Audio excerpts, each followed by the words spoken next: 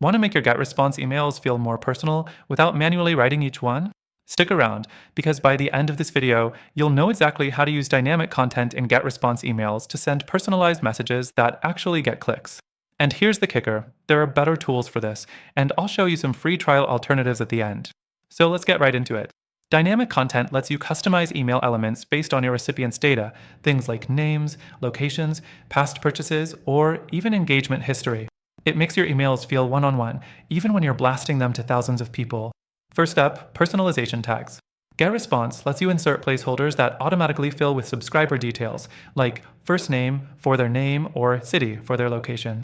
It's basic but effective. The problem? If your contact list isn't perfect, you might end up sending an email with awkward blanks, like, hey, check this out. Not great. Next, conditional content. This lets you show different sections of an email depending on subscriber data. For example, you can send a special discount only to VIP customers or different product recommendations based on purchase history.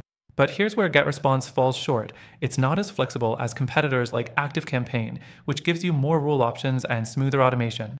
Moving on to segmentation-based dynamic blocks. This lets you change entire sections of an email depending on user behavior. Someone clicked on a webinar invite? They'll see a follow-up reminder. Someone ignored it? They'll get a completely different message. GetResponse does offer this, but the editor feels a bit clunky, especially when compared to something like Klaviyo, which gives better visual workflows. Another cool but underused feature is product recommendations, but it's only available in the Max plan, which is a big drawback if you're on the basic or mid-tier plans. Competitors like OmniSend offer similar features without forcing you into an expensive upgrade. Finally, if then automation for email content. GetResponse does let you create email sequences with logic, meaning if someone opens one email, they get a different follow-up than someone who ignores it. But compared to a tool like Brevo, formerly Sendinblue, the automation isn't as intuitive, especially for beginners. So, should you use GetResponse for dynamic content? It's good, but if you need more flexibility, better automation, and easier to use dynamic elements, there are better tools.